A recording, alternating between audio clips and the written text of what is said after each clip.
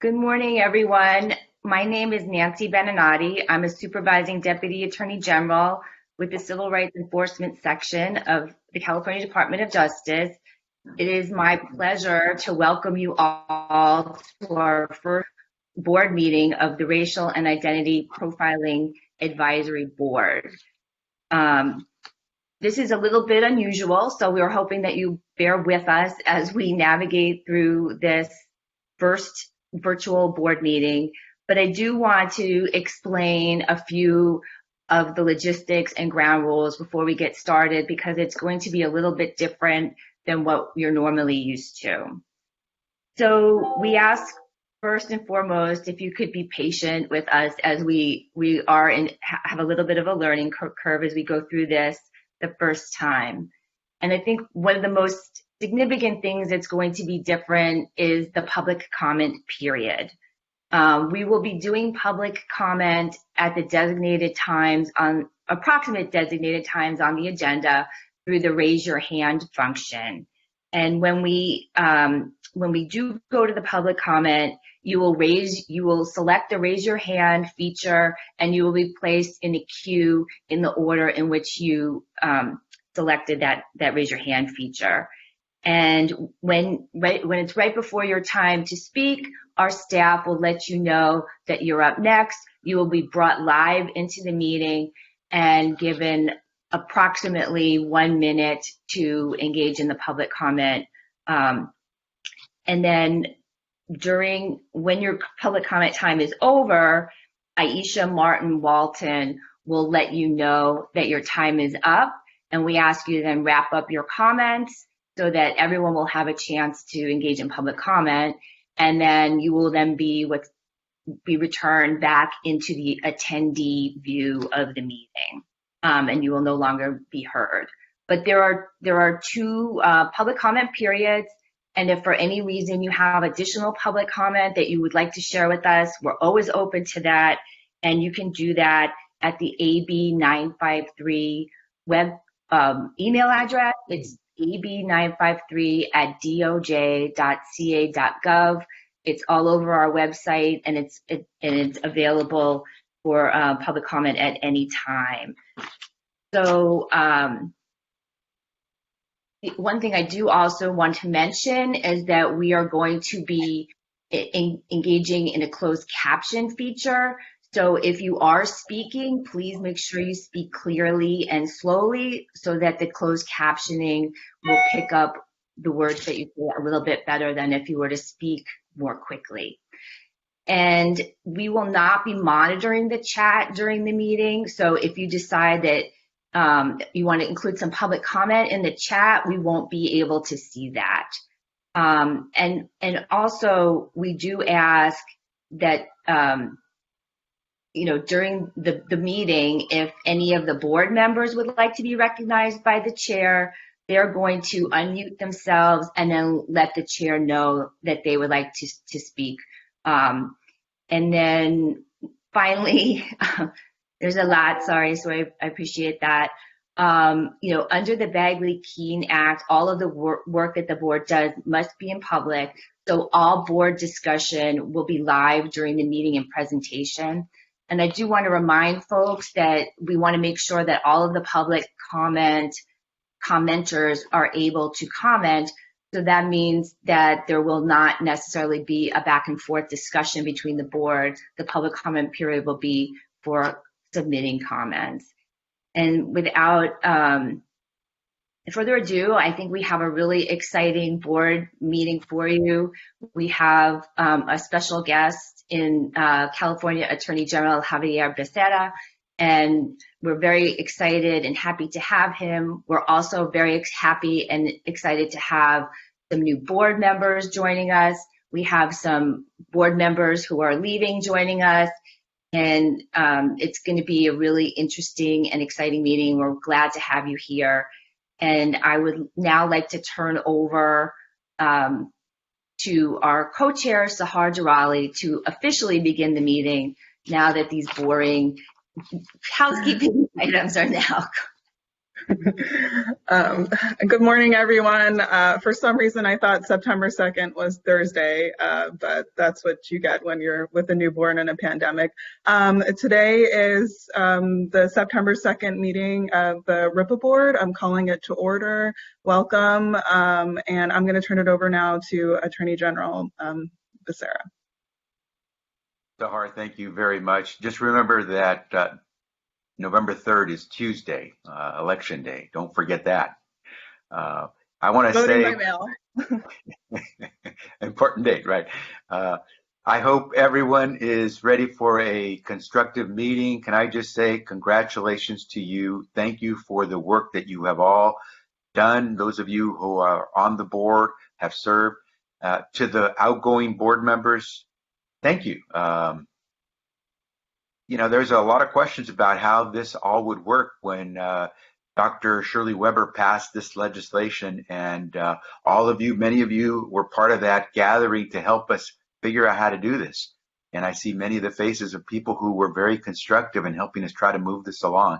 And so can I just say to the outgoing board members, you have validated what this board does, and you have placed it on a launching pad that lets the new and incoming members continue to do some good work. And so it is important, first and foremost, for me to say thank you to all the board members who served previously, and certainly to the outgoing board members. Thank you very much for giving us a real base, a real platform, a foundation to work off of.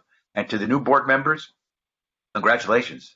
Looking forward to your service, and I hope that you are ready to engage, offer your insights.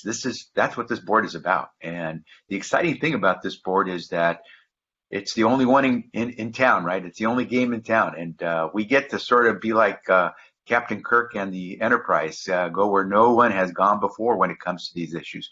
So it's up to us to really explore.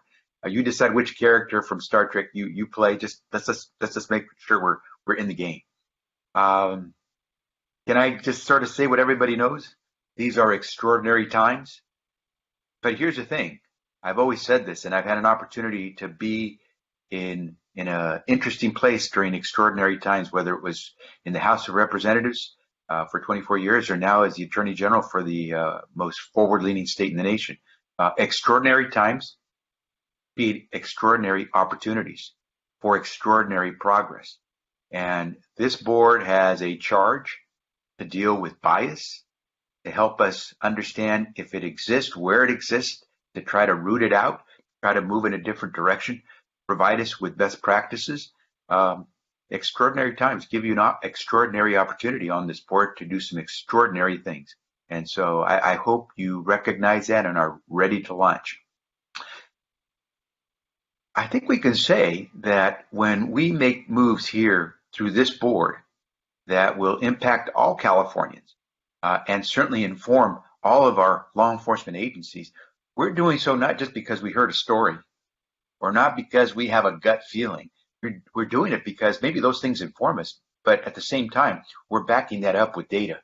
We're for the first time being able to say, my gut tells me this, or I heard the story of that, but you get to combine it with, and the data we have after collecting from scores of agencies over the last year in thousands and thousands in each agency stops. And these contacts give us data, and which data, enough of it, gives you facts. And that makes it very different. That gives you that harmonious effect of being able to combine your gut, your brain, but also something that you didn't create, just the facts, a chance to really make something happen. And so we have that to back us up and always fall back on. It's a great backstop when people may question where you want to take California. And so accountability, operative word for those of us on this mission, those of you on this board to deal with bias. Certainly we want to head towards best practices. Change, that's one of your missions on this board, is to help us move in the right direction for a state that always is on the move. And finally, justice, which for us here at the Department of Justice is something we care about every day. And I know that each and every one of you, whether you are serving in a law enforcement agency or whether you serve in a civilian capacity helping us move in that direction. It's all about justice, right? And so can I just say, given where we are and knowing where we want to go as a state, that this is a great charge, but it is phenomenal when you get to be at the cutting edge, and that's where you are. So count us in, Nancy Beninati and her team, all of us at the Department of Justice. We're here to help. We want to provide you with the information you're asking for, the technical assistance you may need, the guidance and oversight that can come in handy. You let us know, wind us up. We want to be there. But all I know is that this board, and thanks to Dr. Shirley Weber and those who have worked so hard to help craft the way this board operates, thank you so much for giving us a chance to launch and not just inform Californians, but I think inform the entire country. And we will know, as I said to many of you when we were first trying to figure out how to do this, we wanted to see if this plane could fly. And I think what we're doing now, and as more and more of our law enforcement agencies are joining the ranks of those that have to report and provide information on every contact, we are going to make sure that we have really launched a ship that can take our state and hopefully this country to a better place. So thank you for all you do. Thanks for letting me join you today. Success as you move forward. Thank you so much, Attorney General Becerra, for your comments. So at this point, I wanted to remind the board members that when you're making a motion or comment, to please speak slowly and clearly. And now we're going to move over to agenda item number 2 and introduce our 6 new board members whom we're really, really excited about. I think it'll be easier for me to name each new board member and have you guys introduce each other yourselves rather than everyone trying to introduce themselves at once. So how about we start with new board member Felicia Espinosa. Could you please introduce yourself? Good morning, everybody. My name is Felicia Espinosa. I'm here on behalf of Root and Rebound. I'm the site director of our Fresno office. Board Chair, do you want me to talk about Root and Rebound and myself, or just my name and my organization? Sure, yeah, it would be great to hear a little bit about the work that you do.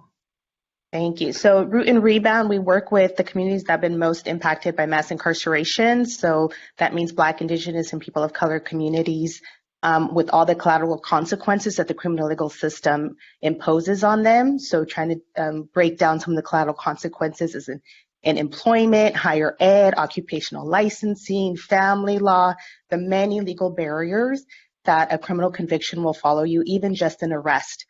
I myself, and then in terms of myself, I've been with Root and Rebound a few years.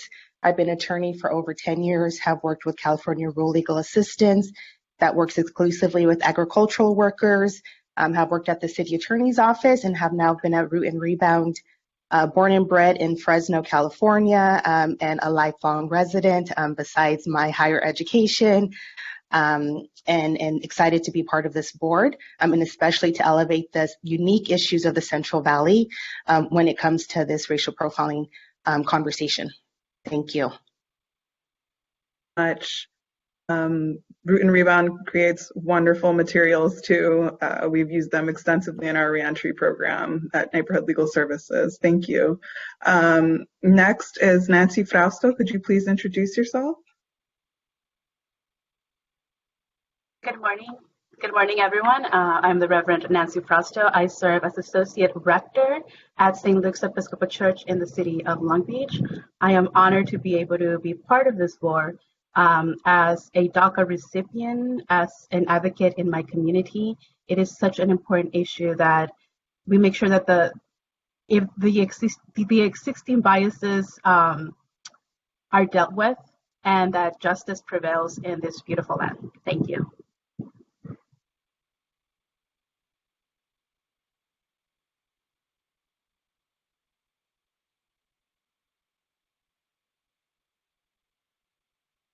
Next is Professor Lily Kajabi. Could you please introduce yourself? Thank you so much. So my name is Lily Kajabi, and I'm a mathematician at Loyola Marymount University, which is in Los Angeles. And one focus of my work is, broadly speaking, I'll say the intersection between mathematics and social justice. And more specifically, I'm very interested in issues around law and policing practices. And I just want to echo comments that Attorney General Becerra stated that, I mean, we know this is critical work. We also know the public concerns about these issues aren't new, but we are truly in a time of heightened awareness. The testimonies we're seeing and hearing across the state, but also across the country. And so I hope, echoing his comments, that this really amplifies, it creates a heightened opportunity for this board, for the DOJ, the board, the public, to really have an impact so that we can address systemic practices that can be biased. So I'm very pleased to be here. Thank you. Thank you. Thank you. Could board member John McMahon introduce himself? And is that how you pronounce your last name? Yes, ma'am. That's perfect. Thank you. John McMahon. I'm the sheriff of San Bernardino County, representing state sheriffs, taking over for Dave Robinson, the sheriff of Kings County, who's done some great work since the beginning of the RIPA board. Our county was one of the original 8 that began reporting RIPA data in the beginning. Also was our staff was actively involved with the Attorney General's office, helping come up with some of the things that we were going to use to record this data and how we were going to capture it and all of that stuff. So my honor to be here representing state sheriffs and here to add what I can, and 35 years of experience in law enforcement, and so happy to share what I can. Thank you. Did new board member Melanie Ochoa introduce herself? Hi, pleasure to be here. I'm Melanie Ochoa. I'm a staff attorney from ACLU Southern California. I've been with ACLU for about 4 years, but prior to my time, ACLU was a co-sponsor of AB 953, and since I've been working here, I've been on the other side of the DS giving a lot of comments, so it's great to be on this side to support the DOJ. Wonderful work it's also been doing. Thank you. Thank you. And last but not least, board member Brendan Woods. So good morning. Thank you for having me today. This is great. My name is Brendan Woods. I am the public defender of Alameda County. I've been a public defender, or at least been with the office in 1996. Time flies when you're having fun. I went to law school to be a public defender. That's all I really ever wanted to do. Little background. In 2012, I became the first Black chief public defender in the history of Alameda County. I'm currently the only Black chief public defender in the entire state. So when it comes to being on this board, racial identity, racial profiling has been a major factor for me with regard to why I became a public defender. Many people in my family, some people in my family have been incarcerated. I've had my own interactions with law enforcement, so I am truly honored to be here. Thinking some poor Black kid from Jamaica, Queens, New York is now doing this work. I'm really excited, and hopefully we can have some major impact on how we do policing in the state and the nation. So thank you. Thank you so much. We're so excited about our new board members. I'm turning it over now to Aisha Martin Walton to give a farewell to our outgoing board members for their service over the years. Thank you so much. I also wanted to just thank all of our board members for their service. I've been on the board now since 2016, so it'll be really sad to say goodbye to all of you, but we're really happy for all of your service.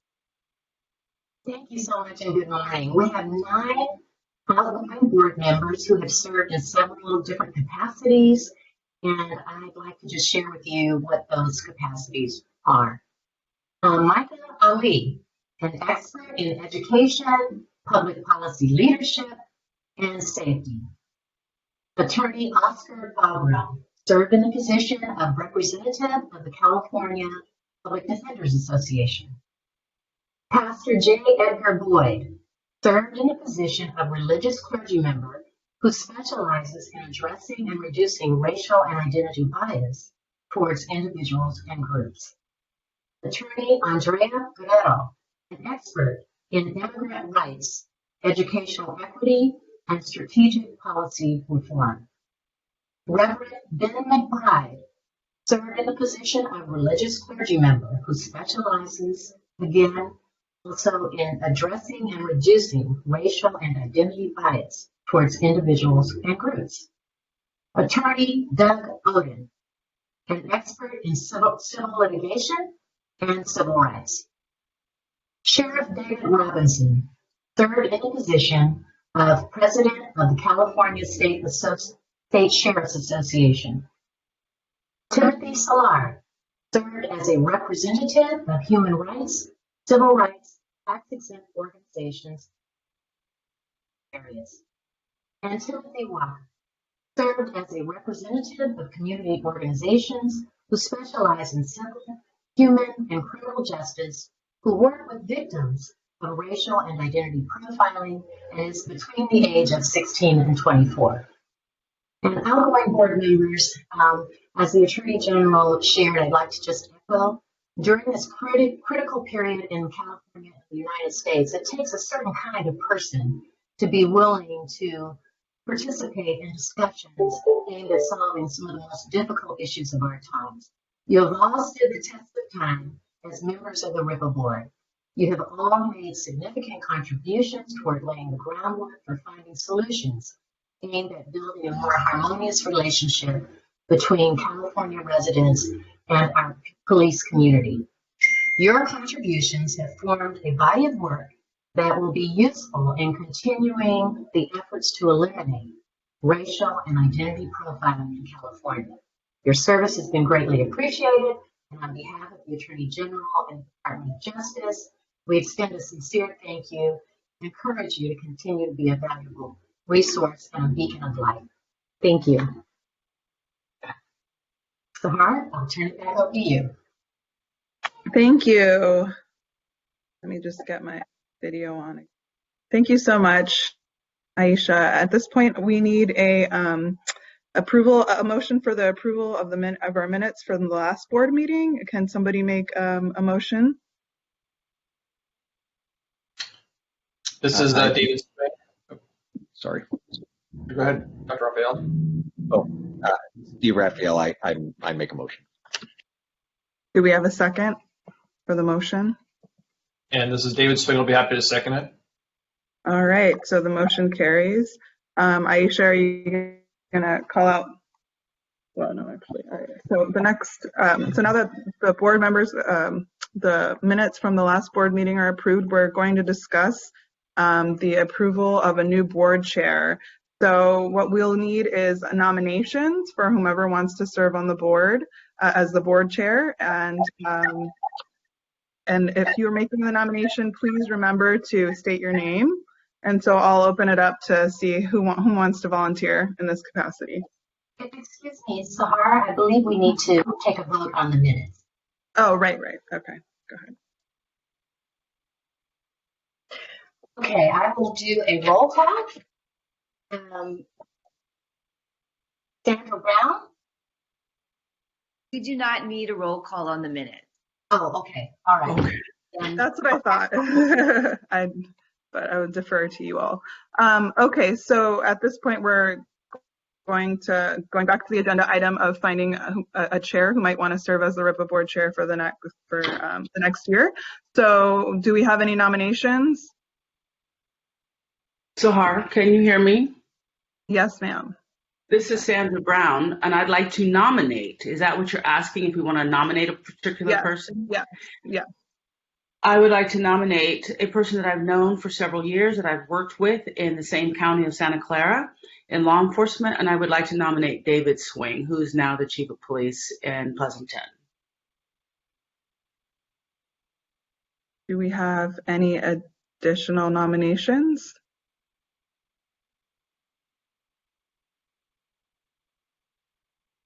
Don't all jump at once. I think David would be awesome. Wonderful. I'll give everybody 1 more minute and then we'll take a vote.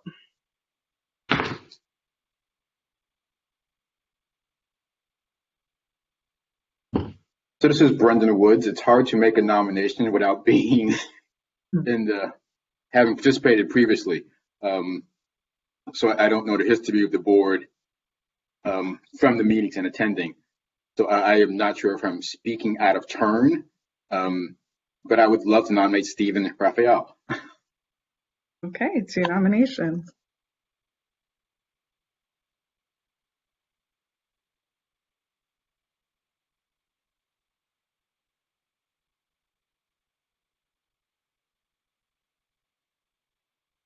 Anyone else? Going once, going twice, 3 times. All right. So we have 2 nominations, Stephen Raphael and Chief Swing. DOJ, how would we go about this? Do we take a vote on each individual nomination? I think first we need to ask each one if they would accept the nomination, Right, and then we okay. need a second. All right, so Chief Swing, do you accept the nomination? Yes, I'd be honored to take on that new role. And Stephen Raphael, do you accept the nomination? Sure, I'd as well be honored to take on the new role, but I'm also happy to defer to Chief Swing. Okay. All right. Now, I assume we're going to be voting on each individual nomination, correct? Yes. Okay. All right. So let's take. Sorry. We need a second on the nomination of Chief Swing and a second on the nomination of Professor Raphael. Okay. Any second on the nomination of Chief Swing? I second it. Wanda. Okay. And Stephen Raphael, second. Does anyone second that? Can I second him too? I'm sorry. I will second that. This is Angela Sierra. Okay. All right. So let's take a vote then first on Chief Swing. Aisha, would you be doing the roll call? Yes. Okay. Sandra Brown. For Chief Swing, aye. Yes. Sahar. So can I have a point of clarification? This is one board seat, correct? So we're not voting on both of them. Just for the rest of the board members, the new ones who might not know, we're voting for one chair. Yes, and I think the easiest thing would be to do just what Sandra did and just say who your vote is for. Okay. Great. All right. So then let's maybe start over. Okay. Because we're doing it by Chief Swing, and let's just do both of them. I think that would be easier. Great. Okay. Sandra Brown. Aye for Chief Swing. Stephen, don't take it personal. You seem really, really, really busy. And how do I say nay? No? Thank All right. you. Sahar Durrell. I for Stephen Raphael, and again, Chief Swing, don't take it personally either way, it's fine. Felicia Espinosa. Aye for Dr. Raphael. For Stephen Raphael. Thank you. Nancy Fausto.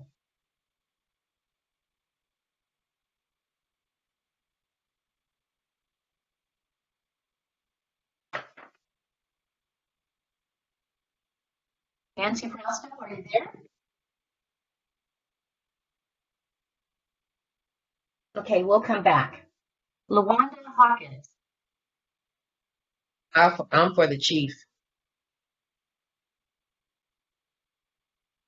Thank you. Lily Kajabi. Well, we have an embarrassment of riches here. So I for Dr. Raphael, but we have a great board composition. So. Damon Kurtz. Chief Swing. John McMahon. Chief Swing. Melanie Ochoa. Professor Raphael. Angela Sierra. I for Chief Swing. David Swing.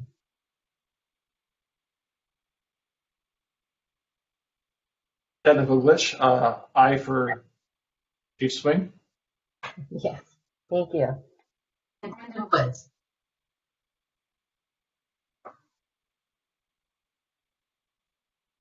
You say Brendan Woods? Yes. I for Dr. Raphael, please. Let's go back to Nancy Frausto. Nancy, are you on?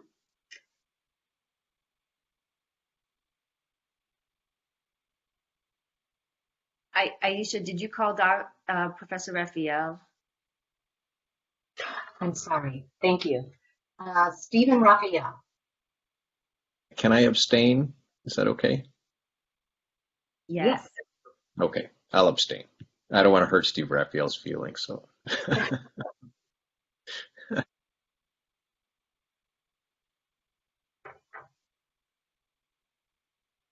Over time, Nancy, we must contact with her.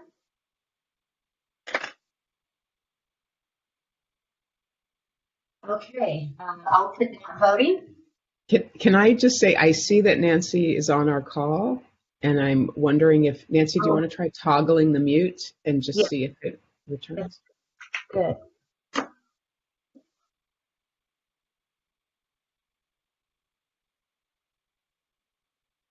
And maybe also depending, I can see you, depending on what kind of machine you have, sometimes it's need to re-toggle that also the computer is doing the audio, and otherwise there may be a way to call in. But for others, I'm on a view now where I've managed to see Nancy's face in the grid, and she's gesturing to us, so she knows that something's up that we can't hear.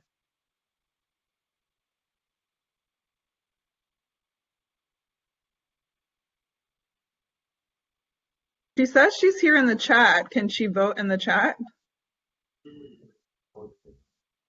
Oh, no, it says she left now. Hi, it's Commissioner Stanley. Can you hear me?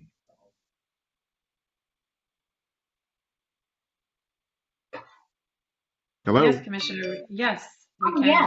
We can hear you. Yeah, I for Chief Swing. I'm sorry, I've been having some on and off, having some technical difficulties, but my vote is for Chief Swing. Oh, great. You're here. Wonderful. Hi, this is Nancy Frausto. Can you hear me? Yes, now we can hear you. Okay, sorry about that. Technical difficulties. My vote was for Stephen Raphael. Great, thank you.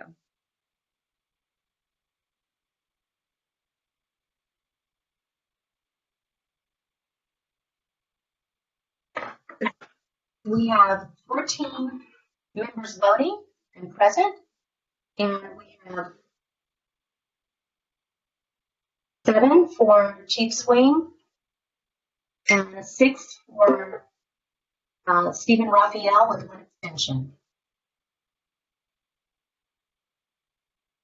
So David Swing is the new co-chair. Congratulations, Chief Swing. Would you like to make any comments? I look forward to working with the board. We have a lot of new members. It's an exciting time. I look forward to what we're going to accomplish for our communities throughout the state. Thank you. Thank you, Chief Swing. I'm going to turn it over now to the Department of Justice. They're going to give their update.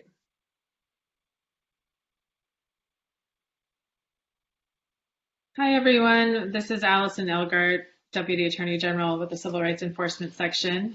Good morning. We're very excited to have all of you here for our first official board meeting of the year since the March one was canceled due to COVID. And we have had subcommittee meetings for all of the subcommittees over the summer.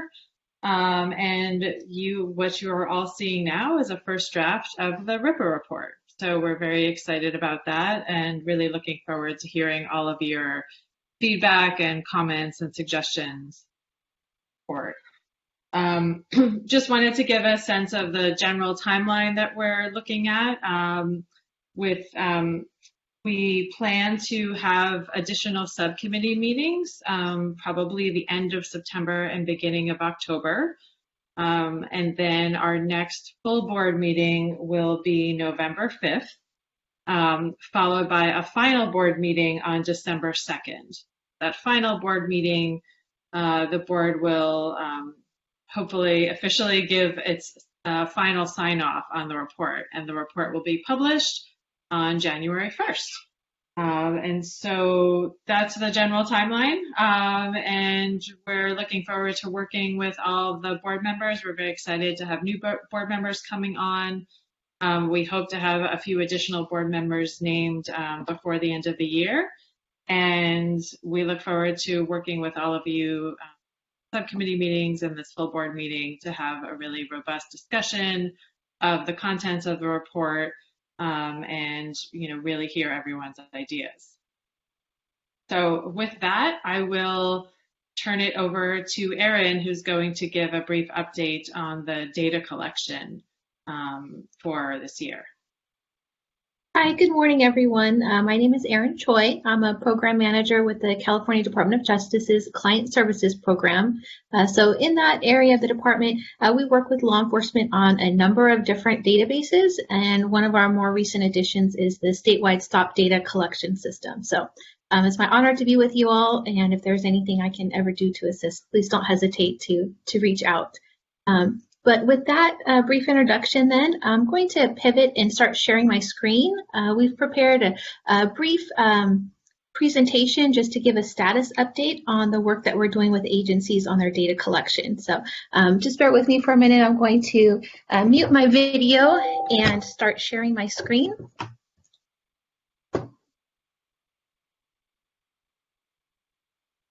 So hopefully you can all see the slides now. I know the board has a very full agenda today, so this was just an update on a few quick discussion topics, and we'll kind of dive right in. Erin, I'm sorry, we cannot see your screen right now. At least I cannot, and I know Melanie Ochoa mentioned she cannot as well in the chat. Oh. Sorry, there was one last thing. I failed to click on that all-important button to actually share. Okay, great. Now we can see it. Okay. Yes, thank you. No, thank you, Allison.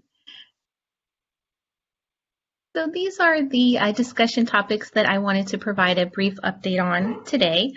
First and foremost, the timeline for data collection.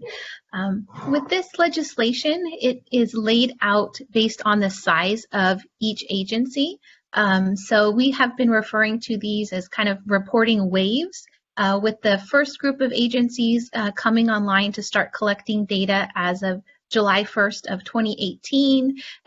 Since then, we've added additional agencies that started in 2019. So there's been a lot of work in progress.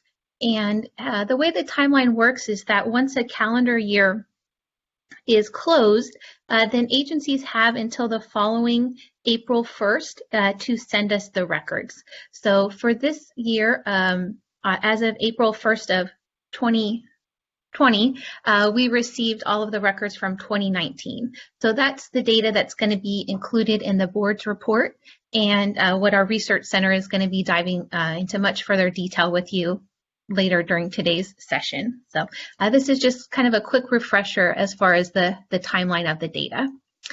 So kind of going to the next level of detail, what does all this mean? We currently have a total of 17 agencies that are collecting STOP data. The first reporting wave was the seven largest agencies in the state, and you see those listed under wave 1. And then the next group, wave 2, added additional agencies. They will be having their data analyzed for the first time in this board's report that's pending. And then under the statute, agencies also have the option of collecting early. So it sets up the deadline of when they are mandated to start collecting data, but they can also come online early. And this January, we had both Bakersfield PD and Los Angeles School PD elect to start reporting their data early. So as of now, we have a total of 17 agencies that are collecting the data. For some of the next steps, for 2020, agencies would not be required to submit their data until the following April, but 8 of the 17 agencies are already in the process of submitting their data to the state repository. So those agencies are listed there on the screen. For all of the remaining agencies, we've also spent the last 2 weeks checking in with them, just making sure that everything is okay, if they need anything, and getting an update on when their plans are to start submitting data. And then just a quick note on some other work that we have in progress. The next group of agencies will be our Wave 3 agencies, and there are 10 that fall into this category. They will all be required to start collecting stock data under RIPA as of January 1st of 2021. So we have Alameda County Sheriff's Department, Anaheim PD, Fresno County Sheriffs, Kern County Sheriff, LA Airport PD, Riverside PD, San Francisco County Sheriff's Office, Santa Clara County Sheriff's Office, Stockton PD, and Ventura County. So we have been working very closely with these agencies over the last several months. Right now we're in a phase where we have recurring meetings with them. So we usually are touching base at least monthly, but some even more frequently bi-weekly or weekly. It just depends on what the agency prefers. And then similar to last year, we have 2 early adopters. And that includes Culver City PD and San Ramon PD. Both of those agencies have elected to start collecting early. And we're in talks with a few other agencies. There's some additional interest out there in the law enforcement community, and we're just finalizing the details of what may work best for them. So there is a chance that we might have a couple more coming on board either for January or earlier next year. So some additional things that we have going on. Our next step is to work with the more 400 agencies that will be included in Wave 4. We want to give agencies, the earliest opportunity to start getting ready and be successful.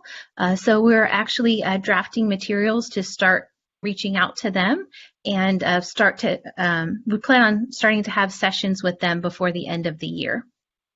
And then last but not least, I think this is something that we have briefed the board on before, but we have also been partnering with our colleagues in DOJ's Civil Rights Enforcement section to develop a 4-hour post-certified class on the reporting requirements. We have approval from Post to conduct a classroom session, but that was paused, and our focus has been on pivoting that to a webinar instead.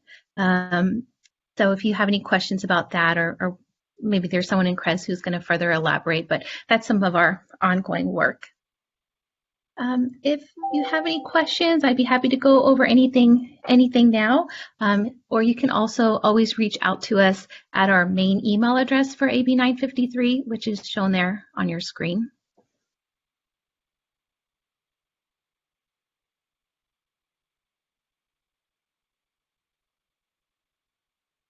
Great, thank you, Erin.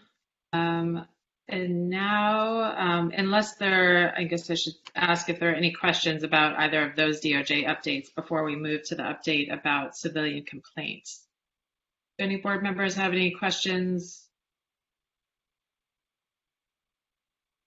Okay, then I will turn it over to Dominique Alcaraz from CRES, who is going to give the board an update on civilian complaints. Hi, good morning. Can everyone hear me and see me? Okay, perfect. Yes. As Allison said, my name is Dominique Alcaraz, and I am one of the Deputy Attorney Generals in the Civil Rights Enforcement section.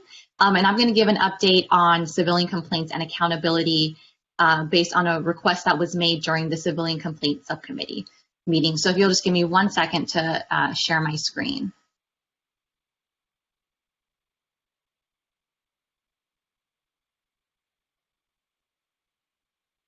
Okay, can everybody see this? Yes.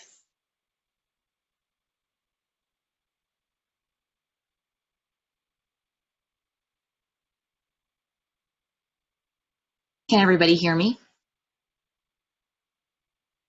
Yes.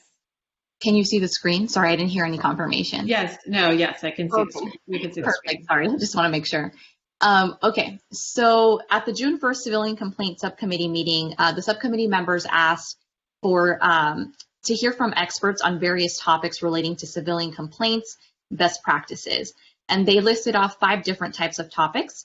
Those topics included best practices for tracking complaints, best practices on internal civilian complaint investigative processes, best practices for early intervention systems, best practices on resources and possible legal barriers for hiring and firing officers who have civilian complaints against them, and best practices around public accessibility of civilian complaints. Now, since this June 1st subcommittee meeting, DOJ staff has spoken with 2 policing experts and learned that each of these topic areas is a very involved research question on its own. And in order to do a comprehensive examination, that would require us to do a lot of research on different policies and practice models throughout the country. So because of that, DOJ wanted to consult with the board about its top priorities in this area.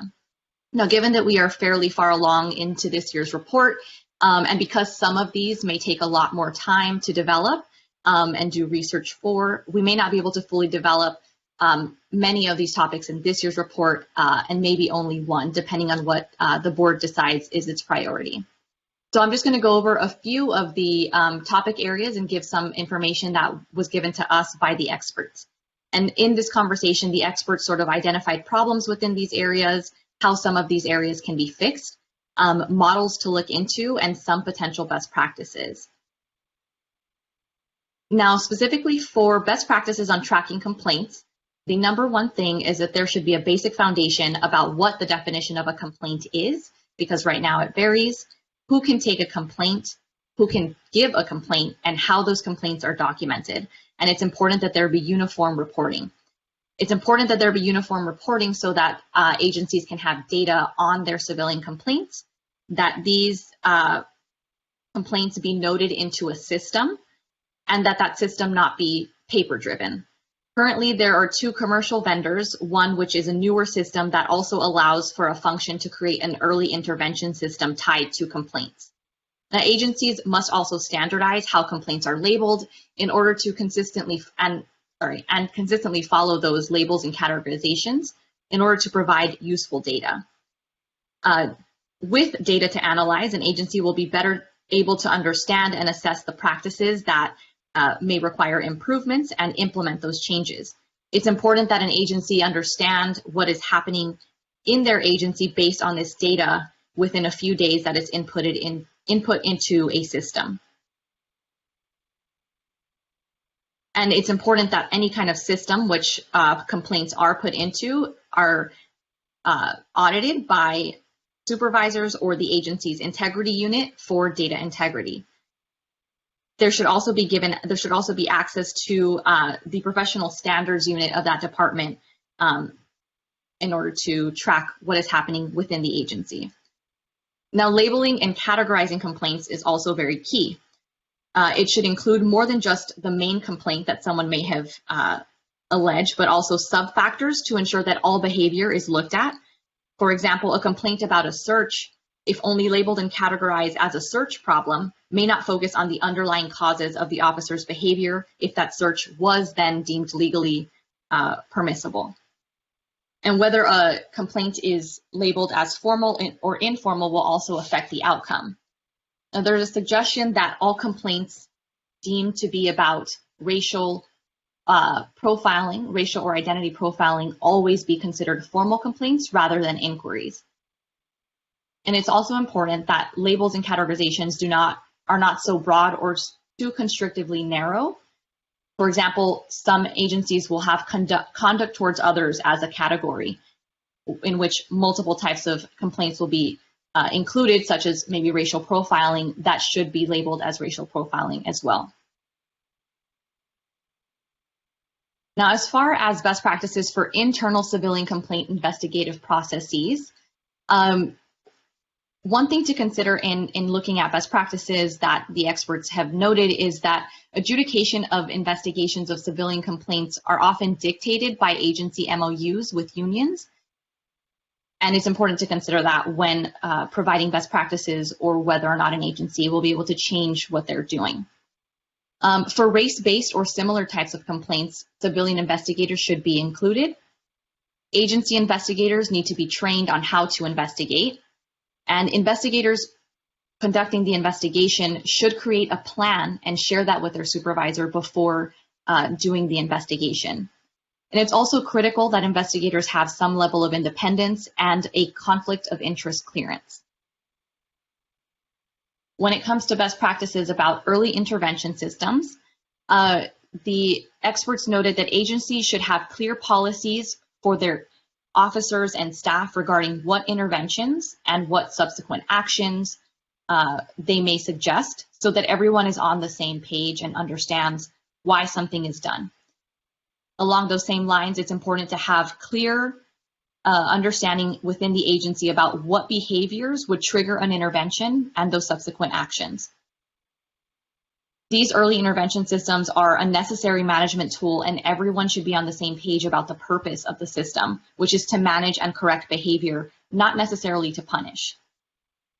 And anytime that that supervisors do take subsequent corrective actions for their officers, it's critical that there is a plan and that that plan is tracked to ensure whether or not it's being met.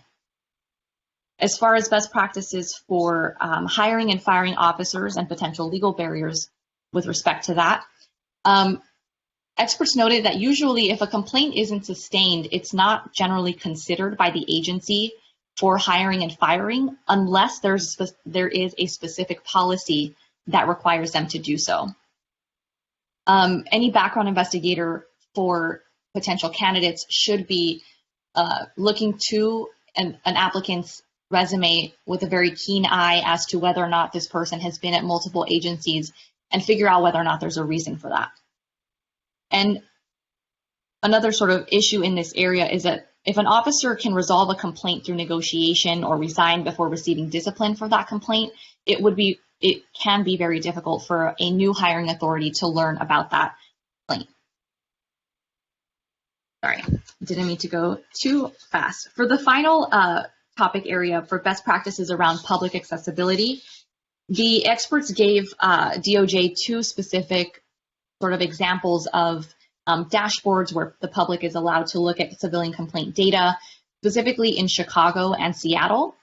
And they noted these as examples for us to look at and noted that here in California law enforcement groups that are opposed to such transparency are very strong.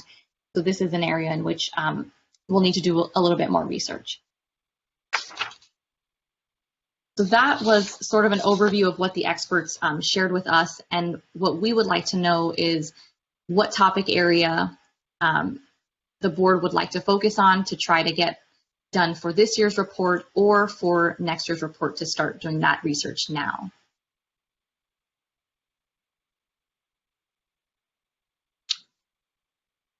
Hi, this is Stephen Raphael. Is it okay to ask questions now? Yes. Okay, so thanks for that presentation. I did have just a quick question about the complaint inquiry distinction and whether inquiries show up in data at all, or do we just simply see things that are elevated to a formal complaint? And maybe if that's something that we need to think about as in terms of tracking as well. And then in terms of the early intervention or the early warning systems, so did I understand correctly that there are two commercial vendors out there and one of them packages an early warning system into their technology? And maybe if we know something about that, exactly how that early intervention system works, are they somehow generating internal benchmarks, or is it just a certain number of complaints tracks a flag to a supervisor? Those are my questions. Okay, great.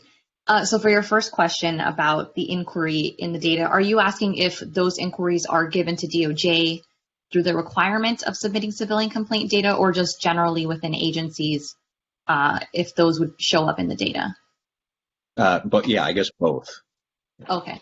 Well, I will say that so far we haven't done research specifically as to how agencies, or I guess because there are multiple, how they, whether or not this would show up in the data. And I don't know if Allison or Nancy know specifically for the submission to DOJ if inquiries are also included or only formal complaints. They're not included, so it really depends on how the agency characterizes them, and whether the agency, within the agency, the inquiries rise to what they are counting as complaints.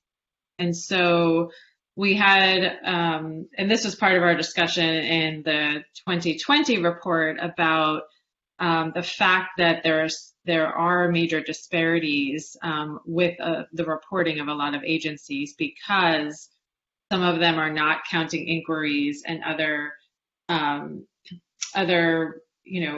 things that are raised as actual civilian complaints. And there's not one clear definition of civilian complaints. And so one of the things we have noted in this year's report that where we are seeing a significant difference in the agencies from year to year, it is often because they are starting to wrap the inquiries and other similar things in with the civilian complaints and categorize them as a complaint itself.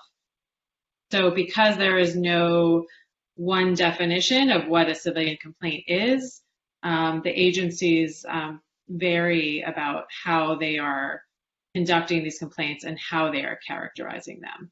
And so that is certainly an issue that has come up in terms of numbers of complaints and what is actually submitted. Because what's submitted to the DOJ is what an agency counts as a civilian complaint. And so because that's not uniform, we see significant. And so that is one thing that the board can decide to take up in terms of coming up with a definition or trying to, figure out another way that this can be more of a uniform process. I also have a question. So for the early intervention systems, are the complaints or inquiries flagged solely, did you see, for a supervisor, or are there outside auditing agencies or an independent investigator for whom some of these complaints are flagged? Because I know that in some of the research that has been a problem too, is that when some of these complaints and some of this misconduct is only flagged for the supervisor, not much action gets taken.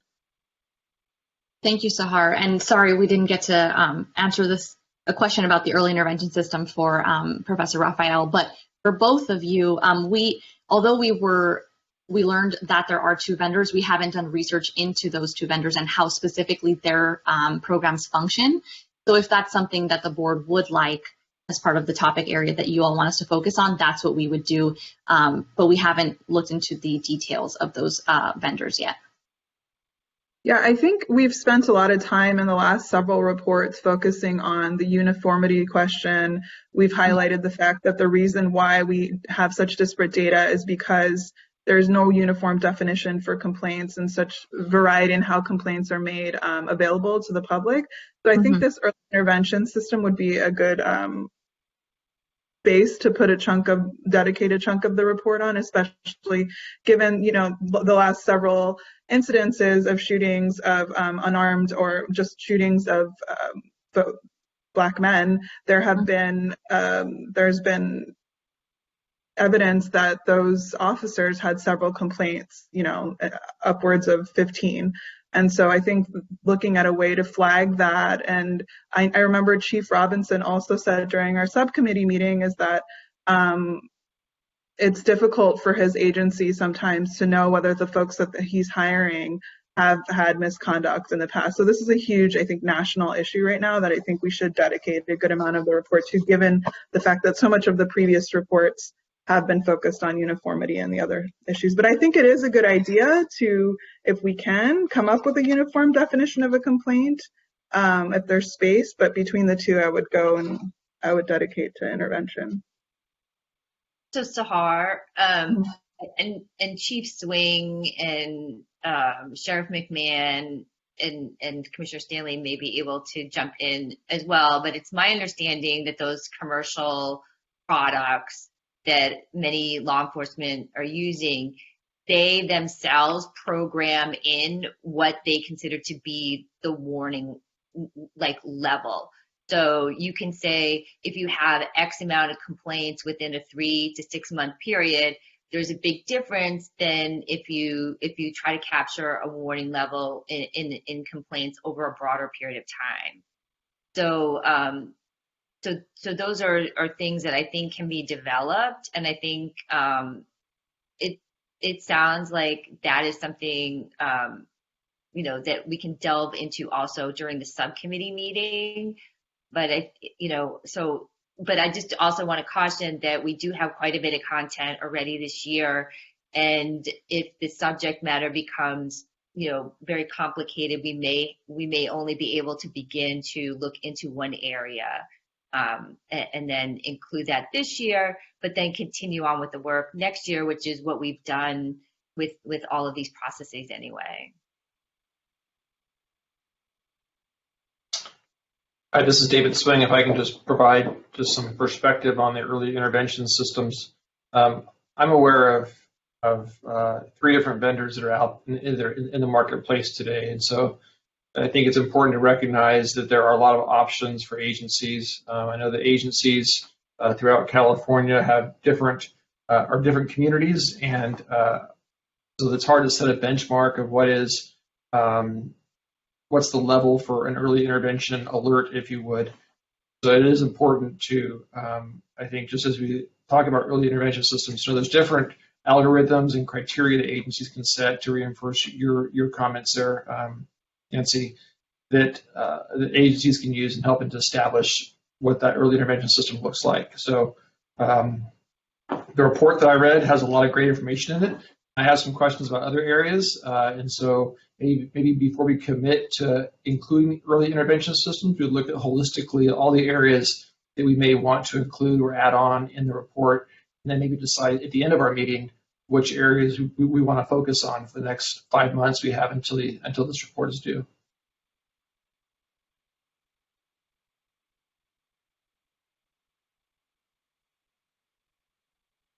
Well, since the presentation was on civilian complaint issues, do we want to close that out? Do any of the other board members have thoughts on what to supplement the section they saw in the report with based on that presentation? We did discuss a lot of this extensively in the subcommittee meeting, so it would be nice to close it out to see what the board members think.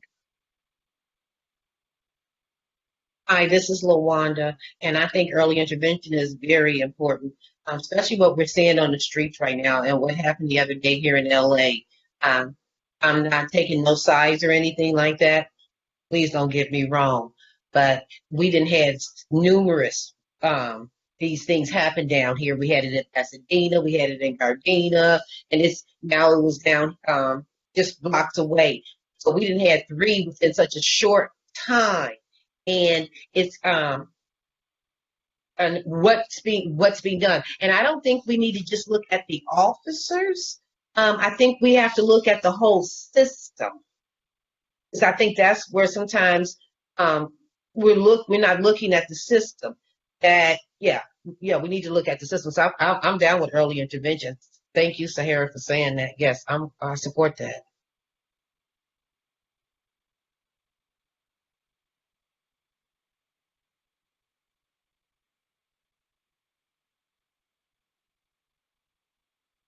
Are there any other thoughts based on Dominique's presentation?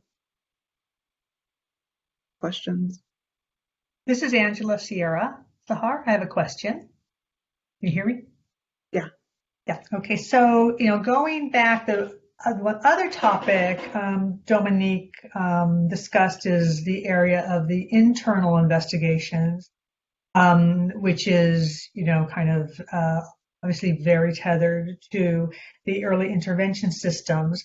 And I had a question for Dominique, that whether the issue about having the civilian investigators included in team or an internal investigation, if that was something that, if we're aware of, how common is that in California?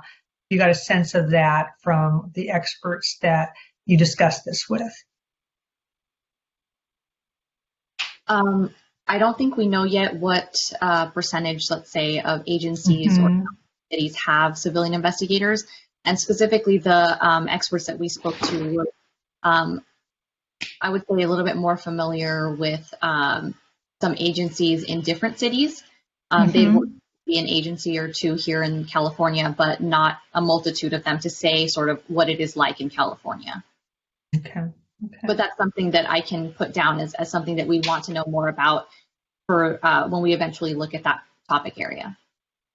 Yeah, I think that, is a very interesting area for discussion and thought. And I took your point as, some of this also is going to be governed by an MOU. So, I don't know if those on the board and law enforcement have a sense of something that has been a topic of much conversation, or that, is that common or very uncommon to include civilian investigators in those type of matters.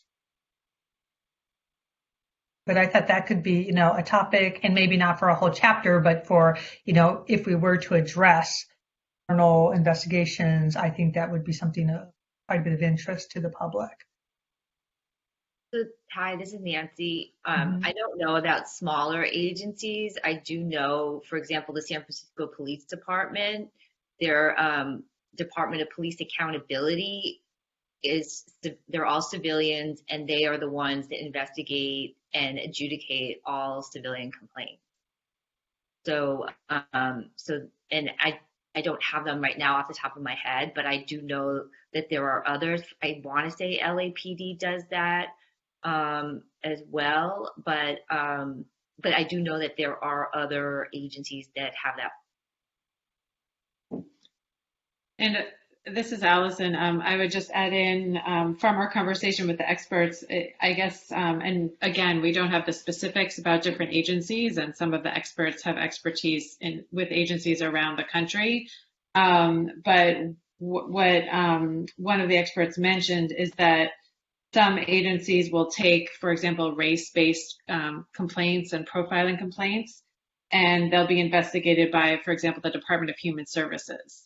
And so it might not even be a unit within the police agency itself. It might be with a different, a different office. And so obviously that is harder with the smaller agencies, but that's something that I think some agencies have done. Thank you.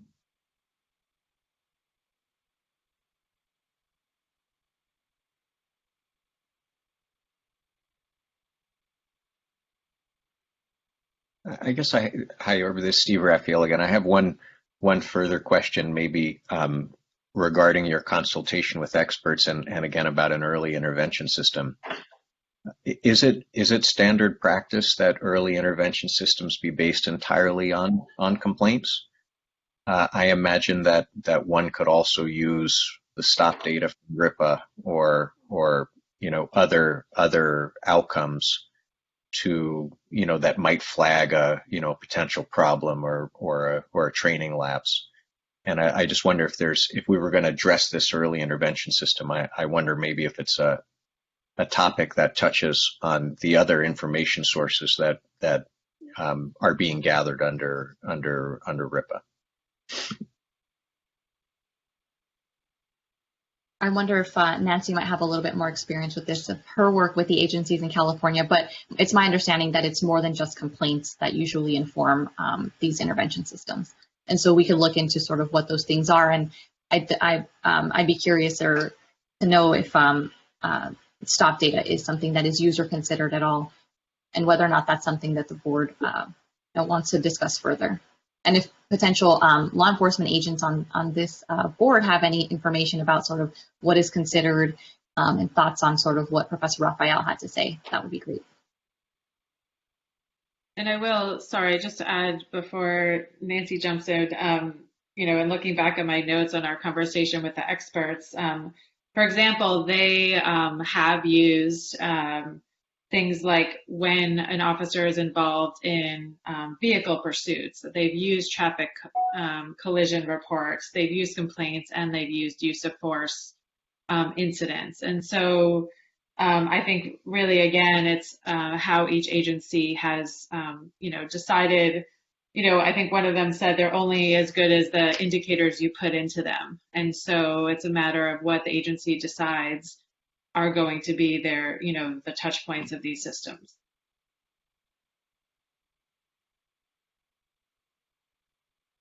Let me just add real quick. We look at the totality. So traffic collisions, pursuits, all of that are used to look at overall performance. And it could be as simple as internal issues where reports are a problem or timeliness is a problem. It doesn't have to be external complaints.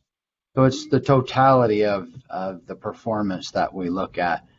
And just simply because somebody's been involved in a large number of pursuits or more than the normal doesn't necessarily mean there's a problem. It just needs to be evaluated in totality based on overall performance.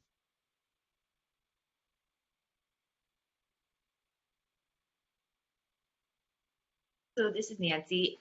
I think it would be really appropriate to try to develop a way to use the RIPA data in a way to inform early intervention systems. I don't know how or if agencies are doing that, but I think it's an interesting concept because it is a way that agencies will be able to use the data to inform policing within their departments or units or however. And I don't think that's something that we've explored yet.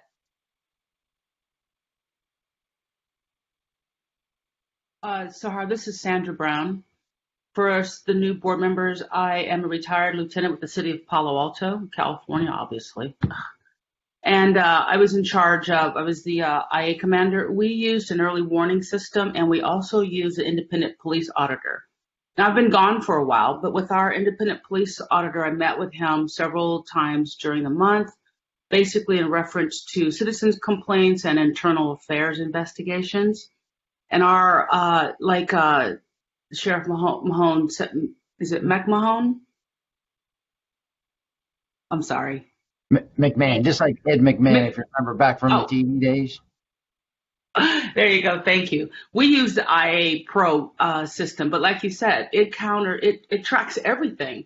If an officer calls in sick, if an officer is late, traffic, if an officer was at a use of force, whether they were subject officer, first, second, or third officer, all that information was collected, and then it kicked out a report that I would look at, and then you would have to spend time going through each and every incident to make sure that you had a problem, and many times we didn't have a problem. Then I would meet when we had a citizen complaint or an internal affairs. I would work with the independent police auditor who was based out of Southern California, and they would also do a report that would be made public on the information. No names would be used, but the information itself would be reported. Palo Alto is a small agency, about between 80 to 100 officers. And so my experience are even the smaller agencies are using some form, and we used IA Pro.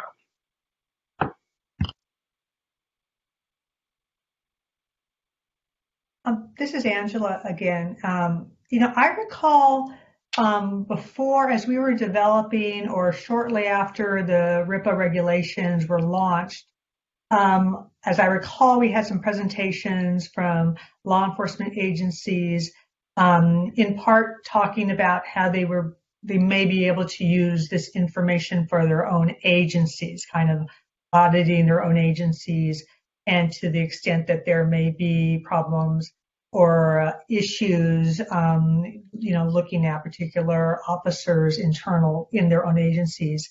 And so it may be helpful to kind of go back and talk to those agencies again, because if we were going to talk about this topic and, the intersection between early warning intervention and the RIPA data, as Professor Raphael and Nancy spoke about, that may provide us with some, helpful information to whether those agencies have in fact been able to start using that data in that way.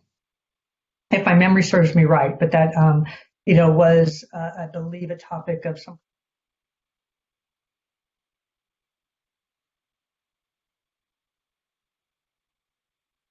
Thank you all so much. That's very helpful information. Is there anything else that the board would like to comment on or ask questions with respect to civilian complaints. But it does Hi. sound, oh, sorry, go ahead. Sorry, I did have a question, and I'm my first one, right? So I'm new. But I was wondering if there is conversations or if there's something about what is the word audit and what is an audit and like uniformity around that. We're talking about there's a lack of uniformity around the term what is a civilian complaint, but I'm also wondering about what is an audit, who is included, when is civilians, when is the community part of that audit, when is there, for example, as, former police, Sandra Brown said that there's an outside auditor, but what is an audit and is there uniformity about when that word is used? I think to me it's something that I would want to know as well. Okay, great. I will note that as another thing to consider. About early intervention.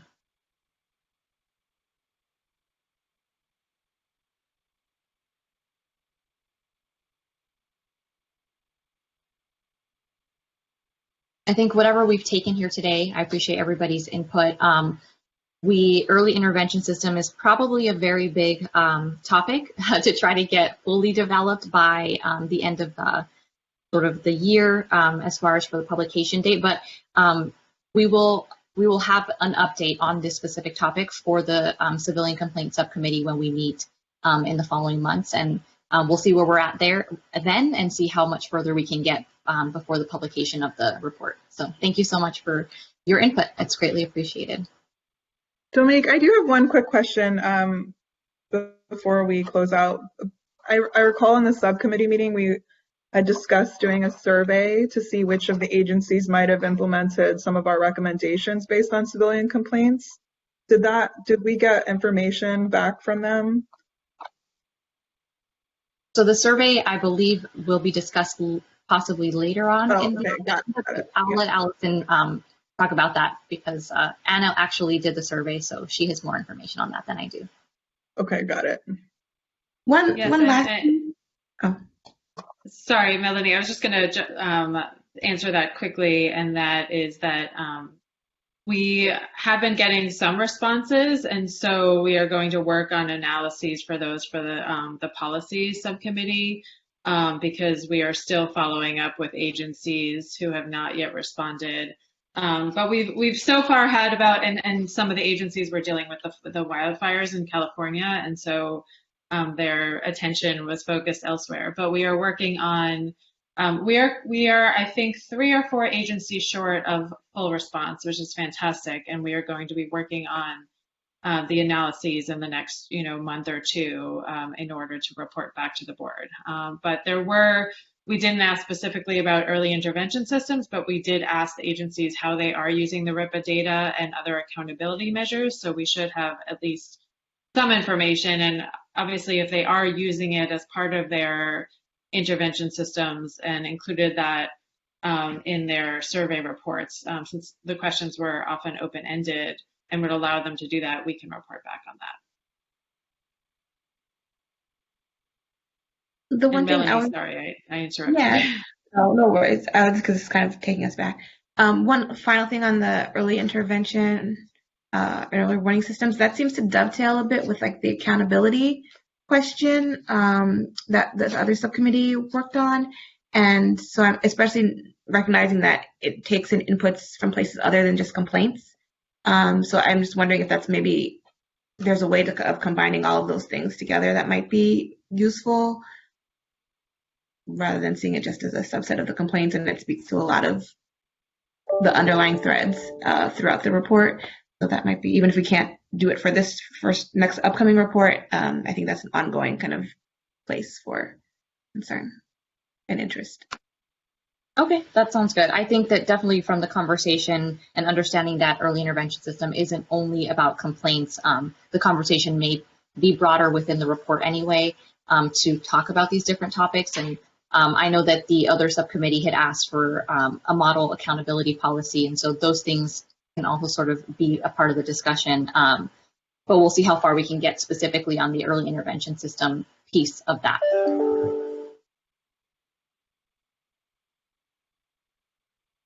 Does that conclude the Department of Justice presentation?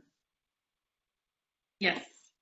Okay, so we have a break scheduled, but we're pretty behind. We're 15 minutes behind.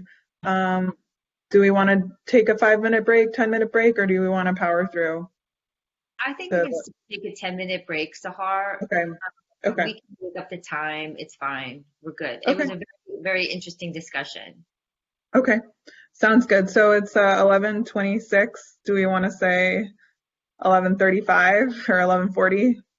Sure. Oh, 11:35. 35. Okay, great. Thank you. We'll see everyone then.